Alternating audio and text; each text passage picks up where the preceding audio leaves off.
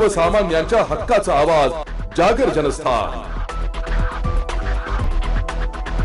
नाशिक महानगरपालिका साजरा करत आहेत स्वच्छतेचा हरित कुंभ।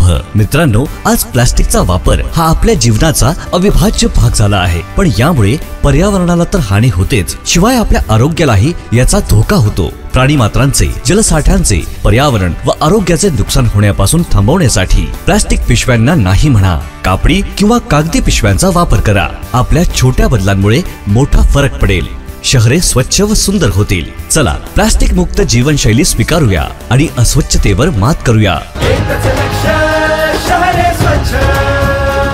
नाशिक महानगरपालिका नाशिक तर्फे जनहितार्थ प्रसारित।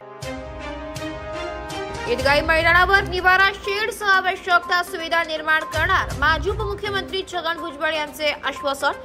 विविधतेने नटलेल्या आपल्या देशात विविध जाती धर्माचे लोक हे गुण्यागोविंदाने राहतात। देशात राहणारा कुठलाही समाज आपापसात मतभेद ठेवण्याची शिकवण देत नाही, त्यामुळे कुठल्याही समाजात तेढ निर्माण होणार नाही, ही सर्वच समाज बांधवांची जबाबदारी असल्याचं सांगत राज्याचे माजी उपमुख्यमंत्री छगन भुजबळ यांनी मुस्लिम बांधवांना रमजान ईदच्या मनपूर्वक शुभेच्छा दिल्या।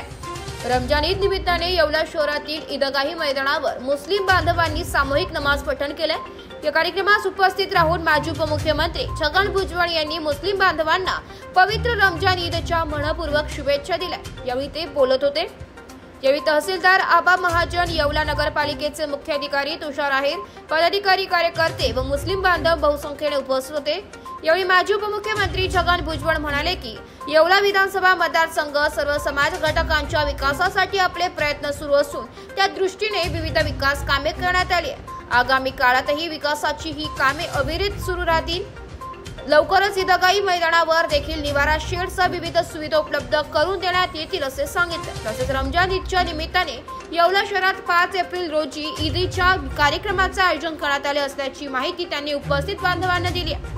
ते म्हणाले की मुस्लिम बांधवांनी आपल्या मुलांना चांगलं शिक्षण द्यावे, व्यसनापासून दूर राहण्यासाठी धर्मगुरू यांच्याकडे जे आवाहन करण्यात येते त्या आव्हानाला समाज बांधवांनी प्रतिसाद देत व्यसनापासून तरुणांना दूर ठेवावे असे आवाहन देखील त्यांनी केले। जागर जनस्थानसाठी प्रतिनिधी सचिन बखारे, येवला। नाशिक महानगरपालिकेच्या सार्वजनिक आरोग्य विभागाच्या वतीने जाहीर आवाहन। गुइलेन बॅरे सिंड्रोम अर्थात GBS ला घाबरू नका, पण दक्षता घ्या। पाणी उकळून प्या, स्वच्छ आणि ताजे अन्न सेवन करा, शिजलेले व न शिजलेले अन्न एकत्रित ठेवू नका। लक्षात ठेवा, अचानक पायात किंवा हातात कमजोरी किंवा लकवा, चालताना त्रास किंवा अशक्तपणा, बऱ्याच दिवसांपासून डायरिया अशी लक्षणे आढळल्यास त्वरित डॉक्टरांचा सल्ला घ्यावा व तात्काळ उपचार सुरू करावा। सार्वजनिक आरोग्य विभाग, मनपा नाशिक द्वारे जनहितार्थ प्रसारित।